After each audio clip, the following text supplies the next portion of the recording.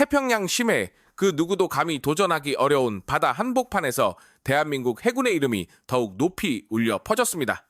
이번 훈련은 단순한 교류가 아닌 전 세계 해군의 대한민국 해군의 진짜 실력을 각인시키는 결정적인 장면이었습니다. 그도 그럴 것이 미국 해군이 수십 년간 자신들의 해양 패권을 지켜온 그 해역, 바로 자신들의 안방에서 한국 해군이 모든 시나리오를 무력화시키며 압도적인 존재감을 드러냈기 때문입니다. 미 해군이 자랑하는 다층 탐지망은 그 정밀도와 집요함으로 유명합니다.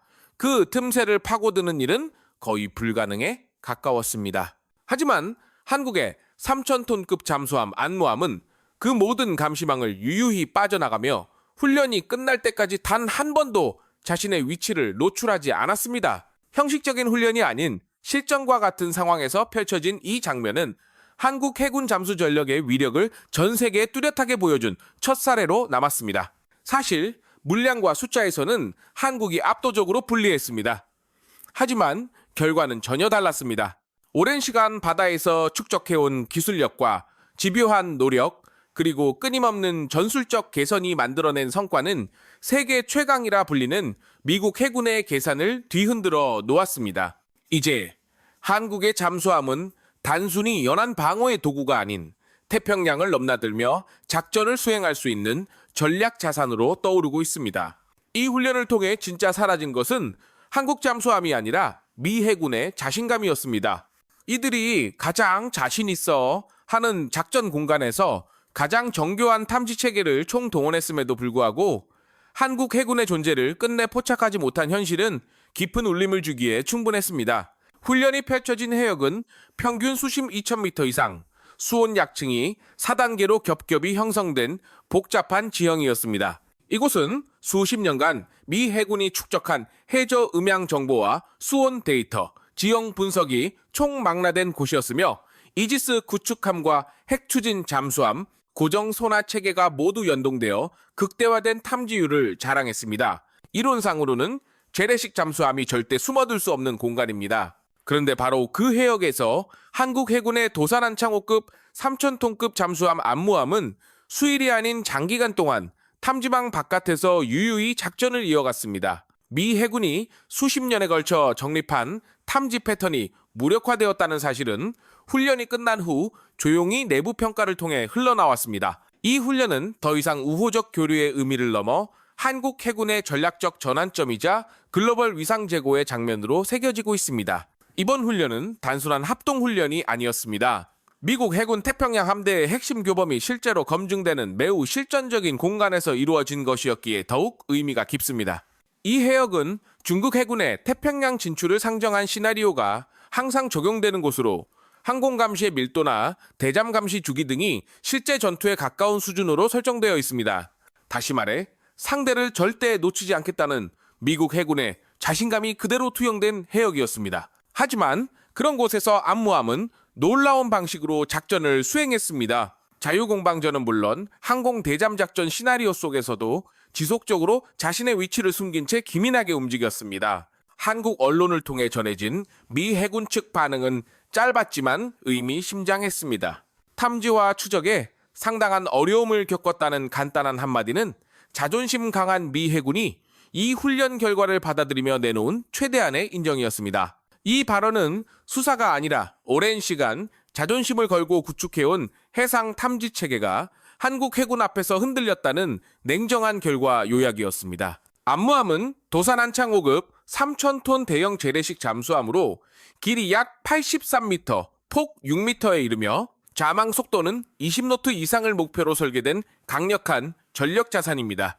무엇보다 핵심은 AIP, 공기부료 추진 기반의 추진 체계에 있습니다. 이 시스템은 수중에서 최대 14일 이상 연속 작전이 가능하며 디젤 엔진의 가동을 최소화함으로써 기계 소음을 대폭 줄이는 데 성공했습니다. 여기에 첨단 축전지 전력 관리 시스템이 결합되어 저속 항해 시 발생할 수 있는 음향 신호를 안정적으로 억제하는 구조로 구성되어 있습니다. 안무함은 이번 훈련을 통해 왕복 항해 거리 약 7,000km라는 장거리 작전 범위를 소화했으며 이는 단순한 이동이 아니라 장기 지속 작전 능력을 입증한 기록이기도 합니다.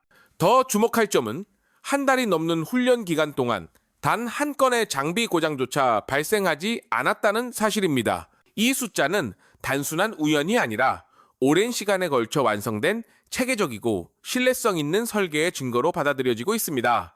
특히 미 해군이 눈여겨본 포인트는 단순한 소음 수치보다 소음의 패턴이었습니다. 일반적으로 재래식 잠수함은 배터리 충전이나 전력 전환 시기에 탐지 위험이 급격히 높아지기 마련입니다. 하지만 암무함은 이 구간조차도 음향 특성이 눈에 띄게 변하지 않았으며 탐지 알고리즘이 예측한 움직임과는 전혀 다른 양상을 보여주었습니다. 이로 인해 미 해군의 패턴 분석이 무력화되는 순간들이 반복되었고 그들은 대응하기 위한 새로운 해석이 필요함을 절감하게 되었습니다. 이러한 성과의 바탕에는 한국형 전투체계가 존재합니다. 센서에서 들어온 데이터는 단순히 화면에 표시되는 것이 아니라 판단 우선순위에 따라 재구성되어 승조원의 반응 속도를 획기적으로 끌어올립니다. 방산업계 관계자들은 이 구조가 탐지 후 대응까지 걸리는 시간을 기존 대비 수십 % 단축시키는 설계라며 입을 모읍니다.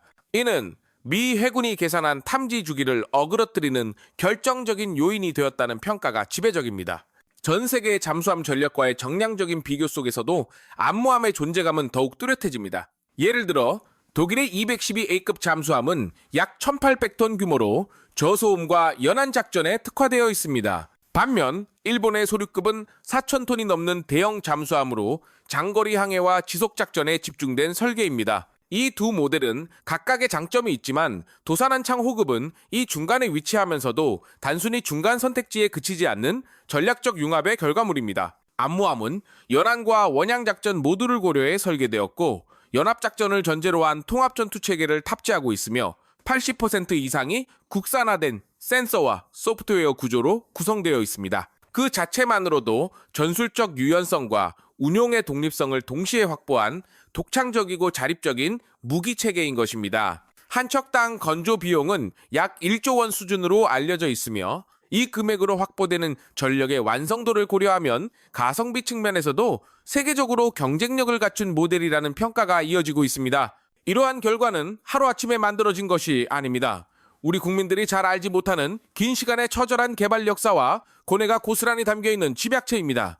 설계 초기부터 한국은 추진축 배열, 선체 형상 등 세부 구조를 수차례 수정하며 수중 음향 특성을 최적화하는 데 집중했습니다. 시험 수조에서 얻은 데이터와 실제 해상 시 운전 결과가 일치하지 않자 설계를 아예 되돌리는 결단도 서슴지 않았습니다. 더 적은 예산과 더 빠듯한 일정이라는 제약 속에서도 한국이 끝내 독자 설계를 고수한 이유는 단 하나였습니다.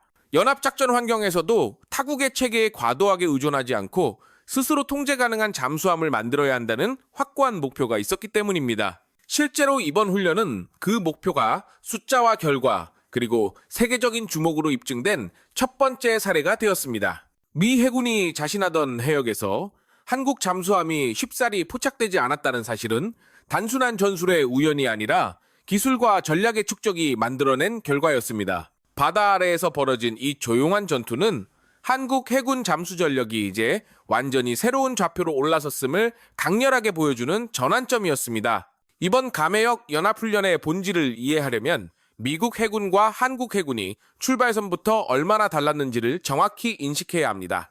미국은 세계에서 가장 정교한 대잠 탐지 체계를 보유하고 있으며 수십 년 동안 축적된 해양 음향 라이브러리, 수온 약층별 탐지 알고리즘, 해저 지형 데이터, 그리고 이를 실시간으로 엮어내는 전술적 알고리즘까지 운용 중입니다. 훈련이 이루어진 감해역은 이러한 시스템이 실제 작전처럼 가동되는 핵심 거점이었습니다. 미 해군은 이지스 구축함, 핵 추진 잠수함, 고정형 소나 체계, 그리고 PA 대잠 초계기까지 총동원의 탐지 확률을 극대화하는 방식으로 훈련을 설계했습니다. 이 체계는 특히 재래식 잠수함일수록 더욱 불리하게 작용하는 구조였습니다. 반면 한국 해군은 단독으로 3,000톤급 재래식 잠수함 한 척만을 투입했고 수상 전력이나 항공 지원은 전혀 없는 상태에서 미 해군의 탐지망에 맞서야 했습니다. 이 극명한 조건의 차이는 곧 이번 훈련의 본질을 더욱 특별하게 만든 이유이기도 합니다. 미 해군은 방대한 장비와 속도로 상대를 압박하고 끌어내는 전략을 구사한 반면 한국 해군은 은밀성과 빠른 판단력으로 오래 버티며 작전 목표를 달성하는 전략을 펼쳤습니다. 말 그대로 전력과 물량의 힘으로 밀어붙이는 측과 정교한 전술과 타이밍으로 이를 버텨낸 측의 정면 충돌이었습니다. 하지만 실제 훈련에서 한국 해군이 선택한 방식은 예상을 넘어섰습니다. 보통 재래식 잠수함은 저속 자망 상태를 유지하며 정지와 이동을 반복하는 방식으로 탐지를 회피합니다. 그러나 암모함은 일정 구간에서 오히려 과감히 기동 패턴을 변화시켜 미 해군의 탐지 예측을 흔들었습니다. 수온 약층 경계선과 해저 지형의 음영 구간을 절묘하게 활용해 이동 경로를 짧게 끊으며 탐지 주기와 주기 사이의 틈을 정밀하게 계산해 움직인 것입니다. 이 과정에서 중심이 된 것은 다름 아닌 한국형 전투 체계였습니다. 센서에서 수집된 정보를 그대로 나열하는 대신 위협 가능성의 우선순위에 따라 재정렬함으로써 승조원이 판단을 내리는 데 걸리는 시간을 획기적으로 단축시켰습니다. 실제 방산업계 내부에서는 이 판단 소요 시간이 기존 대비 수십 % 이상 줄어든 것으로 알려져 있습니다. 미 해군 입장에서 가장 까다로웠던 점은 바로 이 패턴 붕괴였습니다. 기존 탐지 알고리즘은 적의 움직임이 반복될수록 정확도가 올라가도록 설계되어 있습니다. 하지만 암모함은 배터리 전환, 속력 변화, 수심 이동 등 주요 변곡점에서조차 소음 특성이 급격히 변하지 않도록 철저히 설계된 운용을 보여주었습니다. 이로 인해 일반적인 재래식 잠수함보다도 훨씬 예측이 어려운 대상이 되었고 탐지 알고리즘이 그 한계를 마주하게 된 것입니다. 이 훈련을 통해 드러난 철학적 차이는 단순히 작전 방식에만 국한되지 않습니다. 미국 해군은 압도적인 센서와 플랫폼으로 빠르게 상대를 포착하고 제거하는 구조를 지향합니다. 반면 한국 해군은 제한된 자산으로 최대의 효과를 발휘하기 위해 작전 전 단계에서 시나리오를 정밀하게 쪼개고 실제 상황에 따라 유연하게 대응하는 전술을 발전시켜 왔습니다. 이번 훈련에서도 암모함은 단일 목표를 오래 유지하기보다는 탐지 가능성이 조금이라도 높아지면 즉각적으로 작전 구도를 바꾸며 현장 판단을 우선시하는 방식을 택했습니다. 이러한 판단이 실시간으로 이루어졌다는 점은 특히 중요합니다. 사전에 매뉴얼화된 루틴을 따르는 것이 아니라 센서와 데이터 기반의 현장 정보에 따라 즉각적으로 대응이 가능했기 때문에 가능했던 결과였습니다. 훈련에서 미 해군은 수십 개의 소노부위를 연속적으로 투하하며 탐지 밀도를 높였고 항공 감시 주기도 실전 수준으로 유지했습니다. 그럼에도 불구하고 한국 잠수함은 특정 시간대에만 일시적으로 해저 음영 구간에서 포착되었을 뿐 지속적인 추적에는 완전히 실패했습니다. 이 상황은 단지 소음 수치 하나로 설명될 수 있는 것이 아닙니다. 추진 체계의 안정성, 전력 관리 시스템의 세밀함, 전투 체계의 빠른 판단 속도, 그리고 승조원의 숙련도까지 모든 요소가 맞물려 만들어낸 종합적 결과였습니다. 이러한 상황에서 도산 안창 호급 잠수함의 설계 철학이 더욱 분명하게 드러납니다. 이 급의 잠수함은 원양 항해와 연합작전 두 가지 전장을 동시에 염두에 두고 개발되었습니다.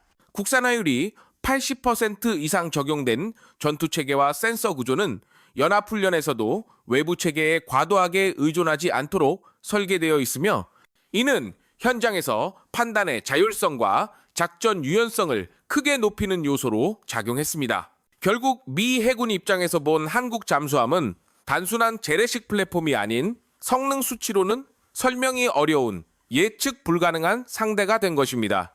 작전 현장에서 한국 해군은 단순히 숨는 것에 그치지 않고 작전의 리듬 자체를 만들어냈습니다.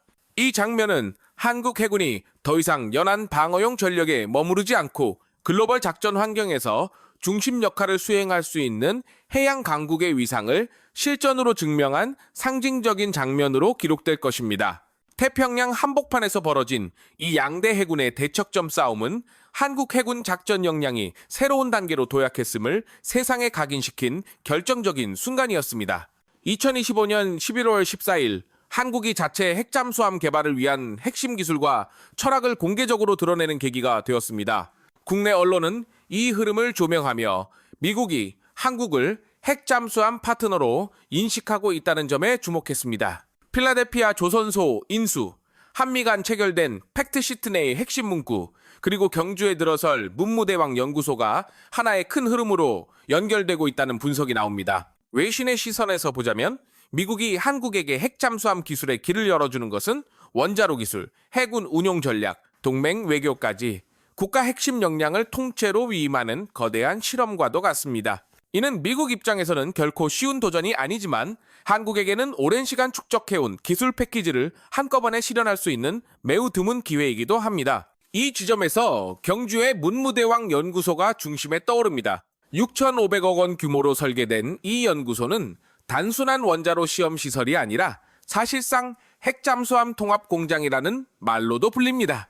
내부 관계자들은 이곳을 민군 통합 연료주기 플랫폼이라 부르며 선박용 소형 모듈, 원자로, 해군용 원자로를 동시에 시험하는 통합 플랫폼으로 설계되고 있음을 강조합니다. 이는 냉각제 순환, 출력 조절, 제어 개통, 방사선 차폐까지 동일한 기술 골격을 공유하게 만든다는 의미입니다. 세계적으로도 이런 구조를 실현한 나라는 없습니다. 미국조차 민간 원자로, 잠수함용 원자로, 항공모함용 원자로를 별개의 계열로 나누고 있어 기술 통합이 사실상 불가능합니다. 반면 한국은 민간 상선용 SMR을 대량 생산한 후 그 기술 공정을 그대로 군용 원자로에 적용하는 방식으로 생산 단가를 대폭 낮추는 전략을 구상하고 있습니다. 실제 방산업계의 분석에 따르면 동일 출력 계열의 원자로 플랫폼을 민군 통합구조로 설계할 경우 설계 인증 비용만 미국 대비 최대 40%까지 절감될 수 있다는 보고도 있습니다. 이처럼 원자로 단가를 잠수함 가격에서 절반 가까이 덜어낼 수 있는 구조는 세계에서 오직 한국에서만 가능한 시나리오입니다.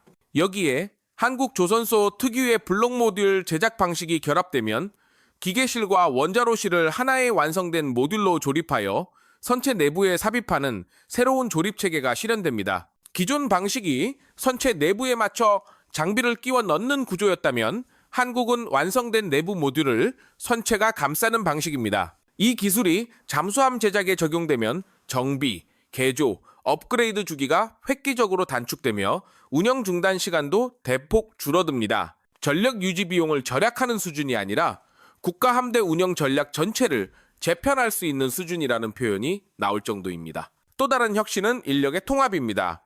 기존에는 ADD, 조선소, 해군이 서로 다른 지역에 위치해 협업의 한계가 있었습니다. 그러나 문무대왕 연구소에서는 설계자, 시스템 엔지니어, 해양 전문가, 조선 기술자, 승조 경험자들이 한 건물 안에서 동시에 설계 검토를 진행합니다. 이를 방산업계에서는 잠수함 개발 방식의 세대 교체라고 부르기도 합니다. 실제로 원자로실, 기계실, SLBM 사일로, 거주 모듈을 함께 설계하는 과정에서 승조 경험자들이 이 안에서 70일 동안 실제로 살아야 한다는 관점을 던지며 전체 구조를 통째로 바꾸는 사례도 자주 발생한다고 합니다. 미국도 이처럼 긴밀한 통합을 실현하기 어려운 구조입니다. 전문 영역이 지나치게 세분화된 미국에 비해 한국은 유연한 조직 구조와 빠른 의사결정으로 초고속 개발과 실험이 가능한 구조를 갖추고 있습니다. 이로 인해 잠수함 설계에서 가장 어려운 공간 배분과 인체공학적 배치까지도 버지니아급보다 더 정교하게 구성될 수 있는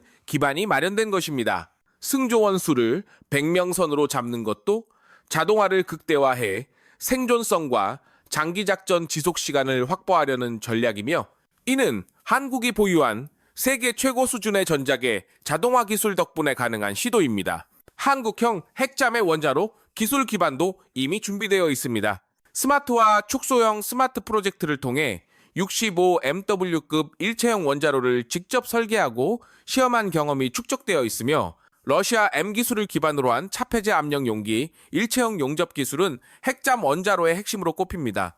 문무대왕 연구소에서 개발 중인 70MW SMR은 완전히 새로운 기술이 아니라 이미 검증된 기술을 선박 환경에 최적화시키는 단계에 있습니다. 선체 진동, 충격, 급가 감속 등 특수 해양 환경에 대한 대응 알고리즘만 보완되면 한국은 핵잠 원자로 설계의 절반 이상을 확보한 것으로 평가됩니다.